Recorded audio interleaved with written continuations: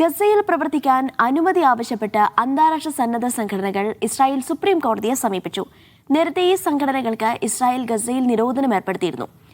അതിനെതിരെയാണ് നീക്കം. അതിഗുരുതരമായ മാനുഷിക ദുരന്തത്തിന് വഴിയൊരുക്കുന്നതാണ് ഇസ്രായേൽ തീരുമാനമെന്ന് സംഘടനകൾ കുറ്റപ്പെടുത്തി.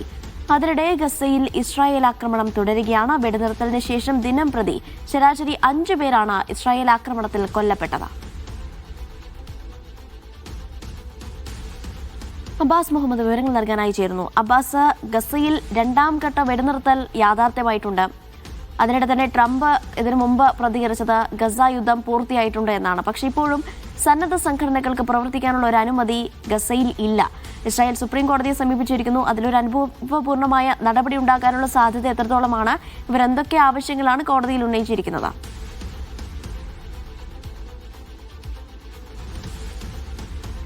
അനീഷ, വരുന്ന മാർച്ച് 1 37 സംഘടനകൾക്ക്, അന്താരാഷ്ട്ര മനുഷ്യാവകാശ സംഘടനകൾക്ക് ഗസയിലെ പ്രവർത്തന അനുമതി നിഷേധിച്ചുകൊണ്ടുള്ള ഒരു ഇസ്രായേൽ ഭരണകൂടത്തിൻ്റെ ഉത്തരവ് ഈ കഴിഞ്ഞ ജനുവരിയിലാണ് അവർ പുറത്തിറക്കിയിരുന്നത്. ഇതിനെതിരെയാണ് നിലവിൽ 17 മനുഷ്യാവകാശ സംഘടനകൾ ഇസ്രായേൽ സുപ്രീം കോടതിയെ സമീപിച്ചിട്ടുള്ളത്. തങ്ങൾക്ക് പ്രവർത്തനാനുമതി നൽകണമെന്നാണ് അവരുടെ പ്രധാനപ്പെട്ട ആവശ്യം. ഈ 37 സംഘടനകളെ നിരോധിക്കാനുള്ള കാരണമായിട്ട് ഇസ്രായേൽ ചൂണ്ടിക്കാട്ടിയിരുന്നത് അവരുടെ കൃത്യമായ ഫണ്ടിങ്ങിനെ കുറിച്ചോ അതുപോലെ പ്രവർത്തന രീതിയെക്കുറിച്ച് തങ്ങൾക്ക് അറിവില്ല. ഇങ്ങനെ പ്രവർത്തന രീതിയെക്കുറിച്ച്, അതുപോലെ ഫണ്ടിങ്ങിനെ കുറിച്ച്, അതുപോലെ ഏതെല്ലാം ആളുകളാണ് ഈ സംഘടനയ്ക്ക് കീഴിൽ പ്രവർത്തിക്കുന്നത്, ഇങ്ങനെയുള്ള 3 കാര്യങ്ങൾ സമർപ്പിച്ചു കഴിഞ്ഞാൽ അവർക്ക് പ്രവർത്തനാനുമതി നൽകാമെന്നുള്ളതായിരുന്നു. ഈ പ്രവർത്തനാനുമതി നിഷേധിക്കപ്പെട്ട സംഘടനകൾ വലിയ മനുഷ്യാവകാശ സംഘടനകളാണ്. ഡോക്ടേഴ്സ് വിത്തൗട്ട് ബോർഡേഴ്സിനെ പോലെയുള്ള, അതുപോലെ ഓക്സ്ഫാം, നോർവീജിയൻ റെഫ്യൂജി കൗൺസിൽ, ഇങ്ങനെയുള്ള അന്താരാഷ്ട്ര തലത്തിൽ തന്നെ ശ്രദ്ധേയമായ മനുഷ്യാവകാശ പ്രവർത്തനങ്ങളും സന്നദ്ധ പ്രവർത്തനങ്ങളും നടത്തിയ സംഘടനകളെയാണ് 37 സംഘടനകളെയാണ് ഇസ്രായേൽ ഭരണകൂടം ഈ വരുന്ന മാർച്ച് 1 മുതൽ നിരോധിച്ചിട്ടുള്ളത്.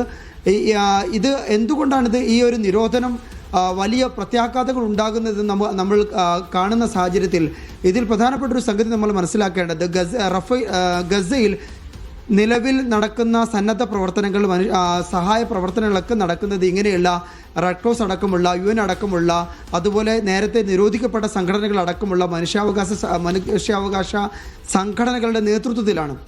അതുകൊണ്ട് തന്നെ ഇത്രയും സംഘടനകൾ നിരോധിക്കപ്പെടുന്നത് വളരെ ഗുരുതരമായ പ്രത്യാഘാതങ്ങൾ ഉണ്ടാക്കും. പ്രത്യേകിച്ചും ഗസ ഒരു പുനർനിർമ്മാണത്തിൻ്റെ വക്കിൽ നിൽക്കുന്ന സാഹചര്യത്തിൽ സവിശേഷമായി.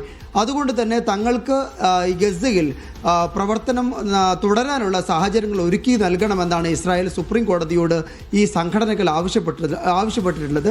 ഇതിന് ഏതെങ്കിലും തരത്തിലുള്ള അനുഭാവപൂർവമായ സമീപനം ഇസ്രായേൽ സുപ്രീം കോടതി എടുക്കുമോ എന്നുള്ള കാര്യത്തിൽ നമുക്ക് വ്യക്തതയില്ല. ഏതായാലും ഈ ഒരു മനുഷ്യാവകാശ സംഘടനകളുടെ നിരോധനം ഗസയിലെ സാഹചര്യങ്ങളെ സംബന്ധിച്ച്, ഗസയുടെ മനുഷ്യരെ സംബന്ധിച്ച് വളരെ ഗുരുതരമായ പ്രത്യാഘാതങ്ങൾ ഉണ്ടാക്കുന്ന ഒന്നാണ്. ഡോക്ടേഴ്സ് വിത്തൗട്ട് ബോർഡേഴ്സ് എന്ന് പറയുന്ന സംഘടനയൊക്കെ നിരോധിക്കപ്പെടുക എന്ന് പറഞ്ഞാൽ റെഡ് ക്രോസിനും അതുപോലെ UN ഏജൻസികൾക്കും ശേഷം ഏറ്റവും കൂടുതൽ മെഡിക്കൽ സപ്ലൈ നടത്തുന്ന, മെഡിക്കൽ സന്നദ്ധ പ്രവർത്തനം നടത്തുന്ന ഒരു സംഘടനയാണ്. ഇങ്ങനെയുള്ള ഈ സംഘടനകളുടെ പ്രവർത്തനം നിരോധിക്കുന്ന ഒരു ഘട്ടം എത്തി നിൽക്കുന്ന സാഹചര്യത്തിൽ അത് ഗസയിലെ മനുഷ്യർക്കാണ്, സാധാരണക്കാരായിട്ടുള്ള മനുഷ്യർക്കാണ് അത് ബാധിക്കുക. അനീഷ.